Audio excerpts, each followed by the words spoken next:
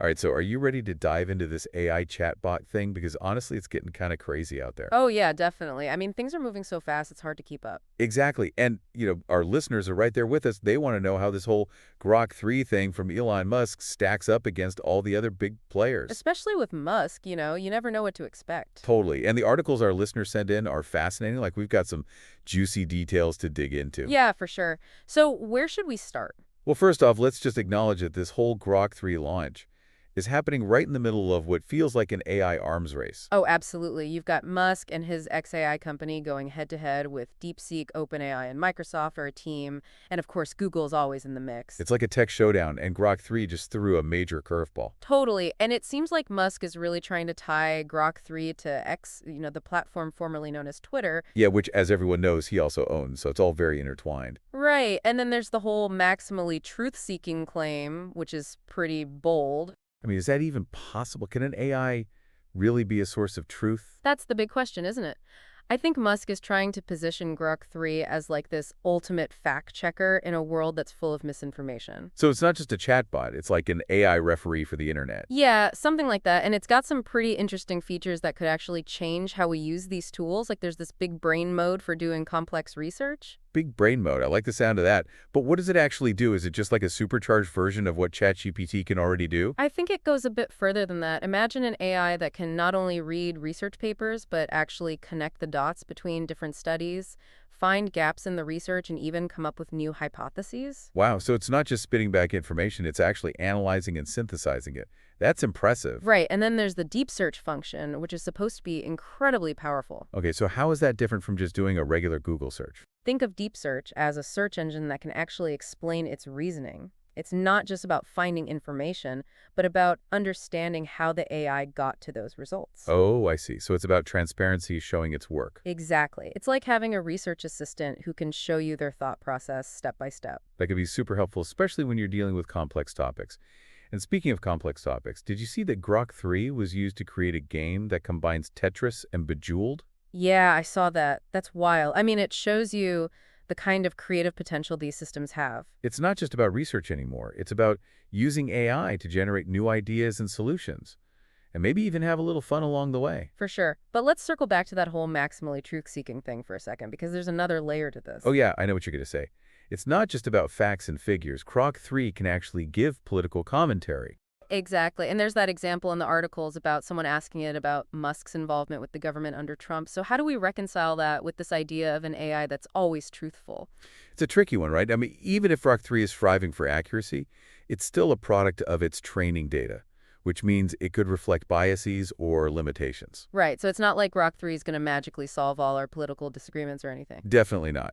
But it does raise some important questions about how these systems are being integrated into more and more aspects of our lives, even sensitive areas like politics. Yeah, and how we ensure that they're being used responsibly and ethically. Okay, well, enough talk. Let's see how Grok-3 actually performs.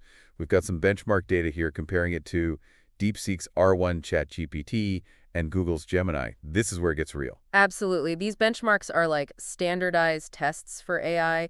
They measure how well these systems can handle specific tasks, so it gives us a way to compare them objectively. And from what I'm seeing, Grok-3 is holding its own. Musk is definitely making a big deal about its superior performance. Of course it is. But some experts like Galuria are a bit more cautious. They're saying that the improvements might not be as revolutionary as Musk claims. So it's not just about winning the AI Olympics. It's about creating something that actually benefits people in the real world. Exactly. And that's where things get really interesting. How do these technical advancements translate into real-world value for users? So what does the release of Grok-3 really mean for the future of everything? Like information access research, maybe even entertainment. It feels huge. It does. It feels like we're moving beyond simply using AI to answer questions or write text. Grok 3, with its advanced reasoning capabilities, could be a partner in more complex tasks. Think research, problem-solving, creative collaborations. AI as a creative partner, that's mind-blowing. But let's take a breath for a second. We've seen Grok-3's strengths, its limitations, its potential. What's the big takeaway here? I think the biggest question for our listeners is, what does all of this mean for them? How do they see AI fitting into their lives, their work, their understanding of the world? Because this technology is here to stay. And its impact is only going to grow, so whether you're excited, skeptical, or maybe a bit of both, it's crucial to stay informed about what's happening. Because the choices we make now about AI will have huge consequences down the line. Okay, I'm already feeling like I need to process all of this, but we're just getting started, right? There's so much more to explore. Oh, yeah, we're just scratching the surface here. Yeah, it really does feel like we're at the very beginning of something massive. Like we're talking about tools that could fundamentally change how we interact with information with each other, with the world. Yeah, totally. But it's also kind of like the Wild West out there, right? Like all this new AI stuff popping up, the possibilities are endless, but we're still figuring out the rules of the game. Exactly. It's easy to get caught up in all the excitement about new features and cool benchmarks. But we have to remember that AI is ultimately a reflection of us, the humans who create it. True. And humans, well, we're not exactly known for our perfect track record. So how do we ensure we're using this technology responsibly? Well, that's the million-dollar question, isn't it? I think it starts with asking the tough questions about accountability, about bias, about making sure these systems aren't misused or abused. One thing that really jumped out at me from those articles is how Grok-3 seems a bit more, shall we say, unfiltered than some of its rivals. Like it can apparently generate some pretty edgy content without the usual safeguards. Yeah, Musk seems to be taking a different approach with Grok-3. It's definitely a deliberate choice, and it reflects a bigger debate happening in the AI community. Oh, really? Yeah. Some people believe that AI needs to be very tightly controlled with strict limits on what it can say and do, to prevent harm. I can see that side of it for sure. But others argue that true innovation requires giving AI a degree of freedom, even if it means taking some risks. So it's like a classic dilemma, right? Balancing safety with pushing the boundaries of what's possible. Seems like we run into that with every new technology. Yeah, you're right. It's a conversation we need to have as a society, and the choices we make now about AI will have huge consequences down the line. Okay, so we've talked about the potential benefits, the challenges, the competitive landscape. Let's bring it down to earth for a second. For someone who's not a tech expert, why should they care about all this Grok-3 and AI chatbot stuff? What's the takeaway? Well, think of it this way. These tools have the potential to change how we learn, how we work, how we access information, even how we entertain ourselves. Imagine having an AI assistant that can help you research complex topics, write creative content, or even just brainstorm new ideas. That's the kind of future we're talking about. I guess even if someone isn't directly using these tools, they're still going to be impacted by them in some way. Exactly. We're already seeing AI being used in healthcare, finance, education, and as these systems get more sophisticated, their influence is only going to grow. So whether you're skeptical or a little bit of both, it's crucial to stay informed. It feels like we're at a turning point with this new wave of AI, like it's a truly transformative moment. But like any major technological shift, there are going to be bumps along the way. And navigating those bumps responsibly is key. We need to ensure AI is used for good and that its benefits are shared widely. Okay, starting to get the bigger picture here. Now I'm curious about something else. I read that Grok-3 uses this massive supercomputer cluster called Colossus, which is apparently the biggest in the world.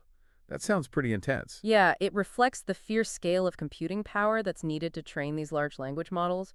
We're talking about processing enormous amounts of data, which takes some serious hardware. So it's not just about the algorithms, it's about the infrastructure, the resources that make all this possible. Right, and access to those resources is a major factor in this AI arms race. And not everyone can build a Colossus, so it raises some interesting questions about who has the power to lead in this field. It's like a high-stakes competition, not just for the best ideas, but for the resources to make those ideas a reality. And of course, there's a lot of money involved, too. Definitely, XAI seems to be throwing everything they've got at catching up. I mean, they even tried to buy OpenAI at one point, which obviously didn't happen. Things are heating up in Silicon Valley, for sure. It's all a bit like a science fiction movie come to life, isn't it? Tech giants battling it out for AI dominance, except this is real life. And the outcome is just as uncertain. Who knows what the next breakthrough will be or what challenges we'll face? You have to admit there's something exciting about that, though, right? This sense of the unknown and the potential for some truly groundbreaking advancement. Absolutely. It's an incredible opportunity for us both as individuals and as a society to shape this technological revolution and steer it in a positive direction. Okay, feeling inspired but also a little overwhelmed. I think we've covered a lot of ground in this deep dive.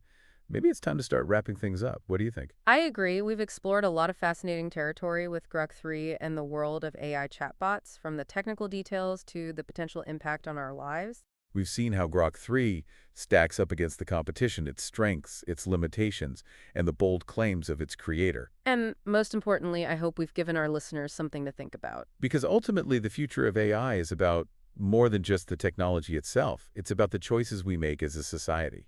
As we wrap up this whole deep dive into Grok-3 and this crazy world of AI chatbots, is there like one big thing you want our listeners to walk away with? Ooh, that's a good question. It's hard to narrow it down to just one thing, but I think if I had to, it would be this Yeah. this whole AI thing. It's not some distant future anymore. It's happening right now, and it's moving so much faster than most people realize. I think that's spot on. We're way past those simple chatbots that just answer basic questions or set reminders. We're talking about AI that can reason, research, even create in ways that we used to think were only possible for humans. And with that level of power comes a whole lot of responsibility, right? Absolutely. We can't just sit back and watch this unfold. We need to be actively involved in shaping how this technology develops and making sure it's used for good. Especially since we saw with Grok-3 and that whole lack of safeguards thing, there's a real tightrope walk between encouraging innovation and making sure things don't go completely off the rails. Right. It's a tough question with no easy answers, but it's something we all need to be thinking about, whether we're tech experts, policymakers, or just everyday people trying to make sense of this new world. Because this isn't just some abstract debate happening in Silicon Valley. This is about the future of our world, our societies, our lives. Exactly. The choices we make today about AI are going to have a ripple effect for years to come. I mean, will AI help us solve some of the world's biggest problems, or will it create a whole new set of challenges that we're not prepared for? It's both exciting and a little terrifying, isn't it? Like we're standing on the edge of something truly transformative, but we don't know exactly where it's going to lead. I think that's a perfect way to put it. But I'm also optimistic. With careful planning, with open discussion, with a commitment to ethical development, I think we can harness this power for good. Well said. I'm feeling a little more hopeful now, and I think it's safe to say we've given our listeners a lot to think about today. I hope so.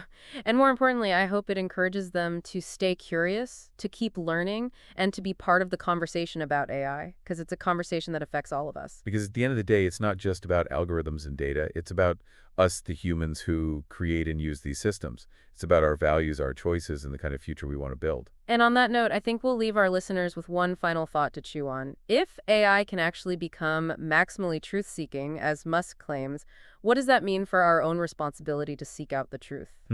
That's a good one. Is truth something we can outsource to machines, or is it a fundamentally human pursuit? Something to ponder, for sure. And with that, we'll wrap up this deep dive into the world of AI chatbots. Thanks for joining us, and until next time, keep exploring, keep questioning, and keep learning.